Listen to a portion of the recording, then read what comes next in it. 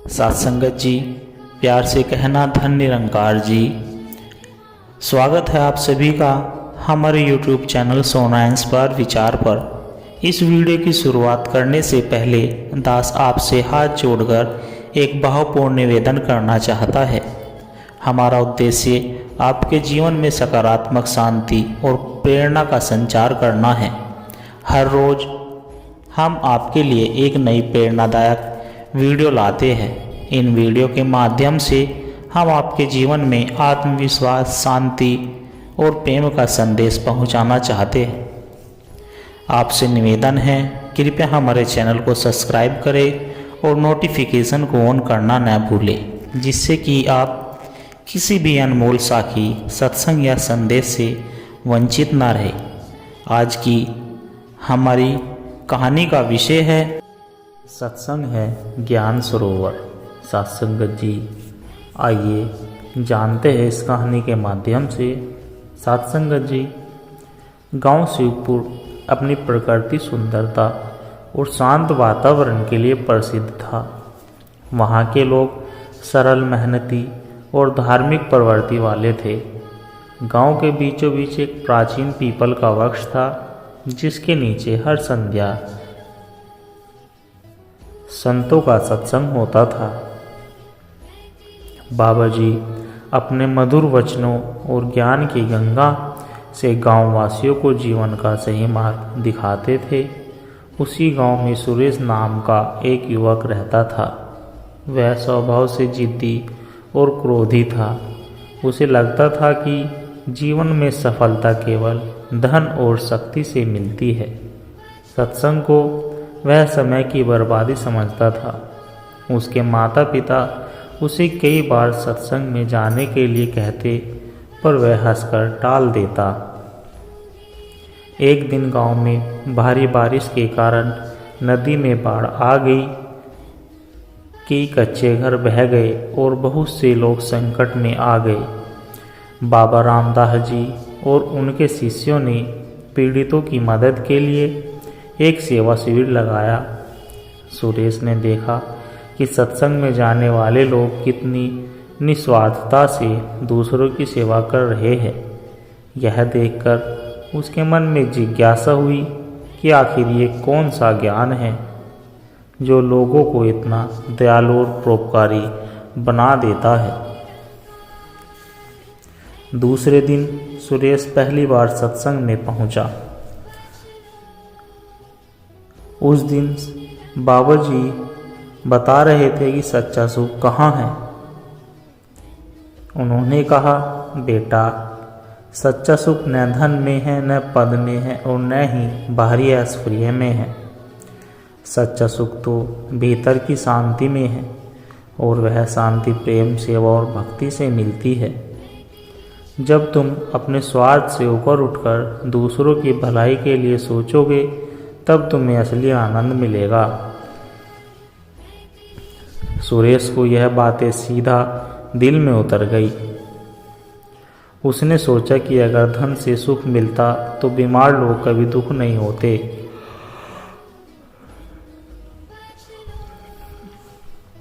उस रात उसने पहली बार आत्ममंथन किया। अगले दिन से वह हर रोज सत्संग में जाने लगा। धीरे धीरे उसके स्वभाव में परिवर्तन आने लगा।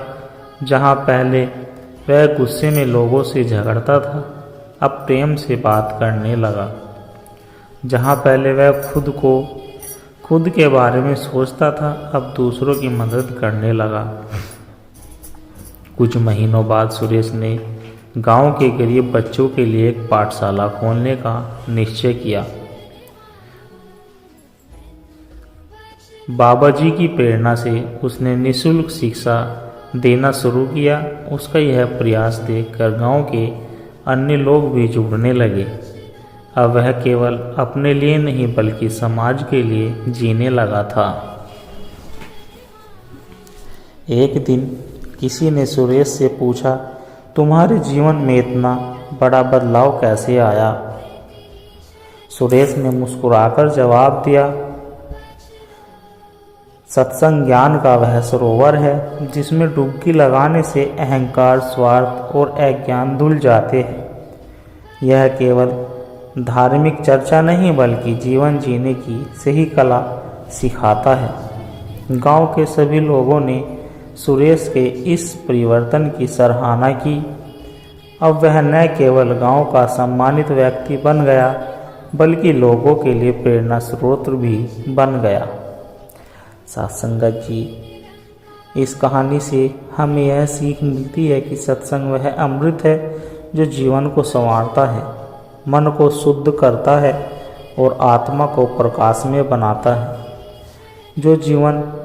जो व्यक्ति इसका लाभ लेता है वह सच्चे सुख और शांति को प्राप्त कर लेता है। सत्य की खोज। सत्संगत जी, गांव अशोकपुर अपनी हरियाली और शांत वातावरण के लिए प्रसिद्ध था। वहाँ के लोग धार्मिक प्रवृत्ति के थे और सादगी से जीवन व्यतीत कर रहे थे। गांव के बाहर एक घना जंगल था जहाँ एक प्राचीन शिव मंदिर स्थित था। कहते हैं कि वहाँ वर्षों से एक महात्मा ज्ञानानंद तपस्या कर रहे थे। उनके बारे में कई कहानियाँ प्रचलित थी। कोई कहता कि वे सिद्ध योगी है, कोई कहता कि वे ईश्वर के साक्षात रूप है। इसी गांव में अर्जुन नाम का एक युवक रहता था। वह बुद्धिमान और साहसी था,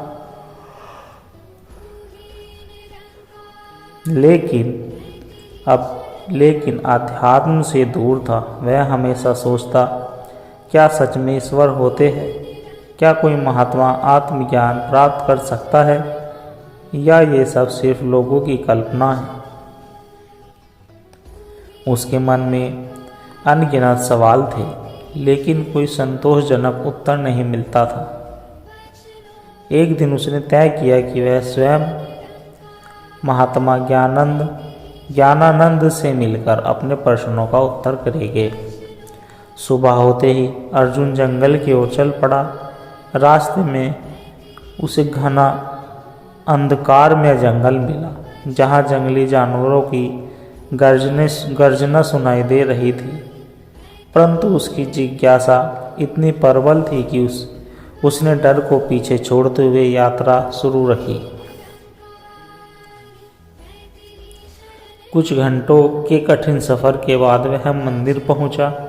वहां उसे एक वृद्ध महात्मा ध्यान मुद्रा में बैठे हुए दिखाई दिए। अर्जुन ने प्रणाम कर कहा, गुरुदेव, मैं जीवन का सत्य जानना चाहता हूँ। क्या ईश्वर का अस्तित्व सच में है? क्या आत्मज्ञान संभव है?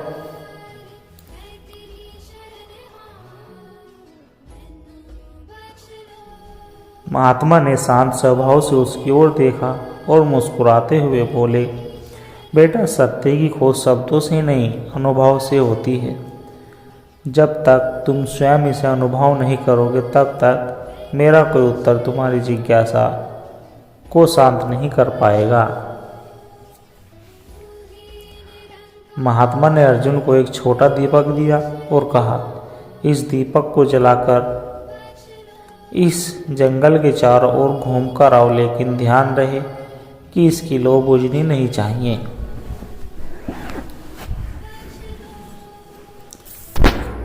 अर्जुन को यह कार्य बहुत सरल लगा। वह दीपक लेकर चल पड़ा, लेकिन जैसे ही उसने कदम बढ़ाया, हवा के झोंके से लौ कांपने लगी। उसे ध्यान रखना पड़ा कि दीपक बुझ न जाए। रास्ते में कई कांटे थे, लेकिन वह बहुत सावधानी से चलता रहा। कई घंटों के बाद वह वापस महात्मा के पास लौटा और गर्व से कहा, गुरुदेव, मैंने लौ को बुझने नहीं दिया। महात्मा मुस्कुराए और पूछा, अब बताओ कि जंगल में कितने प्रकार के पक्षी गा रहे थे? अर्जुन अचानक चौंक गया। गुरुदेव, मैंने ध्यान नहीं दिया। मेरा पूरा ध्यान दीपक पर था ताकि वह न बुझे। महात्मा गंभीर होकर बोले, बेटा, यही जीवन का रहस्य है। जैसे तुमने दीपक को जलाए रखने में अपना पूरा ध्यान लगाया। वैसे ही यदि तुम आत्मज्ञान की लौ को जलाए रखो तो बाहरी संसार की कोई भी चीज़ तुम्हें भटका नहीं सकती। ईश्वर बाहर नहीं, तुम्हारे भीतर है। जब तुम्हारा ध्यान केवल सत्य पर होगा तब तुम्हें स्वयं उत्तर मिल जाएगा। अर्जुन को पहली बार आत्मज्ञान का अनुभव हुआ। उसने महसूस किया कि जीवन का सत्य बाहरी चीज़ों में नहीं बल्कि भीतर की शांति और एकाग्रता में है। उसने महात्मा ज्ञानानंद से दीक्षा ली और साधना में लीन हो गया। कुछ वर्षों बाद अर्जुन स्वयं एक ज्ञानी संत बन के आया। अब वह लोगों को आत्मबोध और सच्चे आनंद का मार्ग दिखाने लगा। सत्य की खोज बाहर नहीं बल्कि भीतर की यात्रा है। जब हम अपने मन को स्थिर कर लेते हैं तब सच्चा ज्ञान स्वयं प्रकट हो जाता है।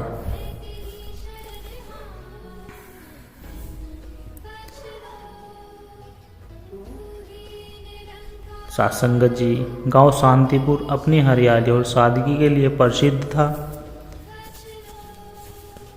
वहाँ के लोग मेहनती और ईमानदार थे।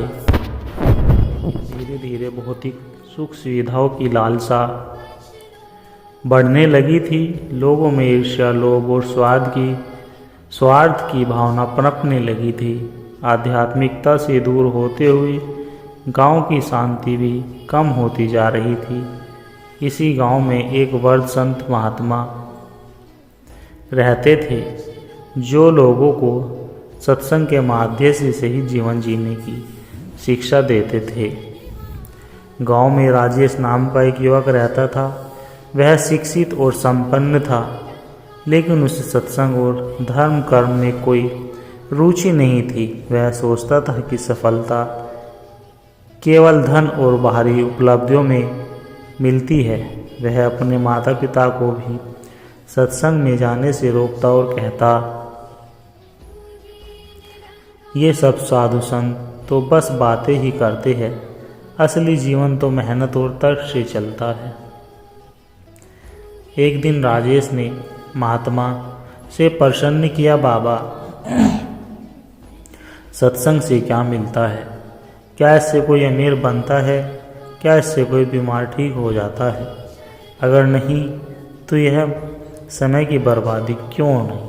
सत्संगत जी महात्मा आनंददास मुस्कुराए और बोले, बेटा मैं तुम्हें उत्तर दूंगा, लेकिन पहले मेरे एक छोटे से कार्य में मेरी मदद करो।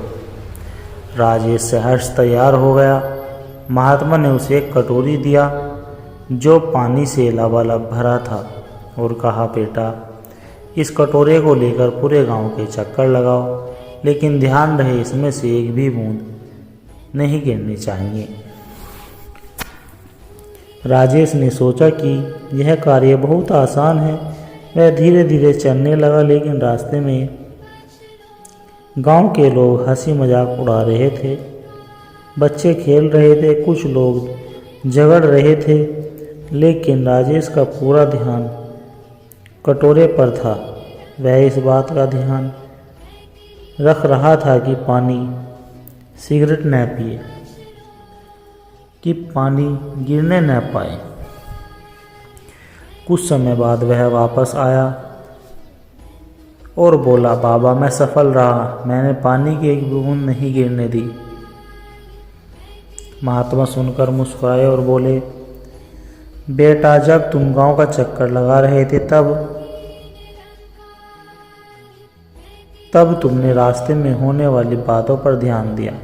राजेश ने सिर हिलाते हुए कहा, नहीं बाबा, मेरा पूरा ध्यान सिर्फ एक कटोरे पर था।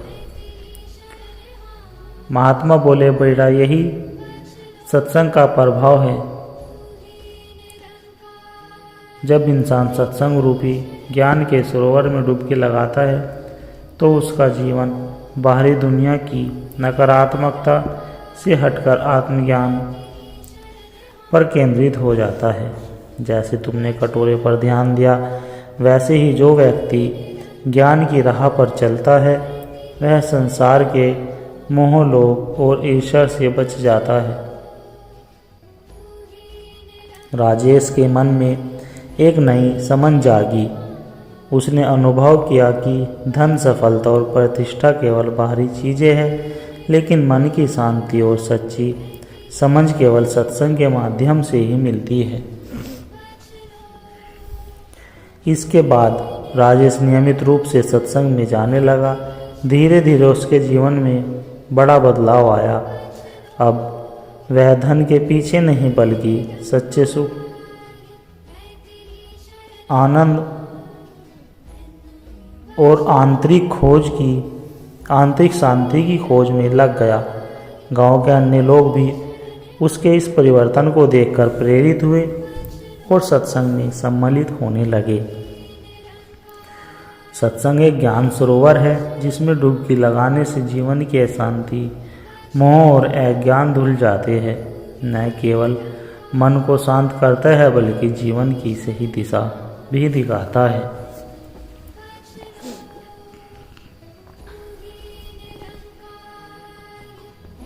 साथ संगत जी, गांव में अर्जुन नाम का एक युवक रहता था। वह तेज दिमाग का था, लेकिन अहंकारी और सांसारिक सुखों में लिप्त था। उसे लगता था कि जीवन में सफलता केवल धन, पद और बाहरी उपलब्धियों से मिलती है। वह सत्संग को समय की बर्बादी समझता और अपने मित्रों से कहता था कि ये साधु संत बस बात करना जानते हैं, असली दुनिया तो मेहनत और तर्क से चलती है, भक्ति से कुछ नहीं मिलता। उसके माता पिता कई बार सत्संग में ले जाने का प्रयास करते, लेकिन वह हर बार मना कर देता। एक दिन अर्जुन के जीवन में एक बड़ा संकट आया। व्यापार में भारी नुकसान हुआ, मित्रों ने साथ छोड़ दिया और घर में कलह बढ़ गई। वह गहरे अवसाद में चला गया। तब उसकी माँ ने कहा, बेटा, जब कोई रास्ता नहीं दिखे तो ज्ञान के सरोवर में स्नान करना चाहिए। चलो एक बार स्वामी आदित्यनाथ जी का सत्संग सुन लो। अर्जुन निराश था, इसलिए उसने सोचा कि चलो देख ही लेते हैं कि यह सत्संग आखिर क्या चीज़ है। अर्जुन जब आश्रम पहुंचा तो वहां पहले से ही सैकड़ों लोग बैठे थे। स्वामी जी प्रवचन दे रहे थे। मनुष्य का सबसे बड़ा शत्रु उसका अहंकार है।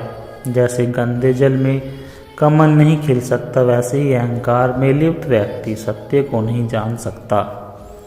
सत्संग वह ज्ञान सरोवर है जिसमें डुबकी लगाने से अहंकार, मोह और अज्ञान धुल जाते हैं।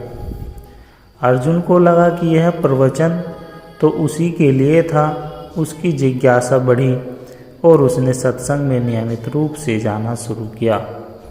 धीरे धीरे उसके जीवन में परिवर्तन आने लगा। एक दिन अर्जुन ने स्वामी से पूछा कि गुरुदेव, सत्संग में आकर मैं हल्का महसूस करता हूँ, लेकिन जब मैं बाहर जाता हूँ तो फिर से वही समस्या घेर लेती है, इसका क्या उपाय है?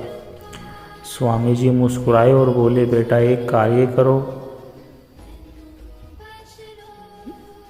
यह दीपक लोहरी से जलाकर पूरे आश्रम का चक्कर लगाओ, लेकिन ध्यान रहे कि लो बुझनी नहीं चाहिए। अर्जुन दीपक लेकर सावधानी से चलने लगा। उसने अपना पूरा ध्यान लो पर केंद्रित कर दिया ताकि वह बुझने ना पाए। कुछ देर बाद वह लौटा तो स्वामी ने पूछा, बेटा, रास्ते में तुमने पक्षियों की चहचहाहट सुनी? अर्जुन ने कहा, नहीं गुरुदेव, मेरा पूरा ध्यान तो दीपक की लो पर ही था। स्वामी जी बोले, यही सत्संग का प्रभाव है। जब मनुष्य अपने आत्मज्ञान की लो को जलाए रखता है तो उसे संसार की नकारात्मकता प्रभावित नहीं कर सकती। सत्संग हमें वही एकाग्रता और शांति प्रदान करता है। अर्जुन को पहली बार एहसास हुआ कि जीवन की सच्ची शांति बाहरी दुनिया में नहीं बल्कि आत्मज्ञान में है। अब वह सत्संग में न केवल जाता बल्कि दूसरों को भी प्रेरित करने लगा। उसने अपने व्यापार को सेवा का माध्यम बना लिया, लोगों की मदद करने लगा और जीवन के सच्चे आनंद को महसूस करने लगा।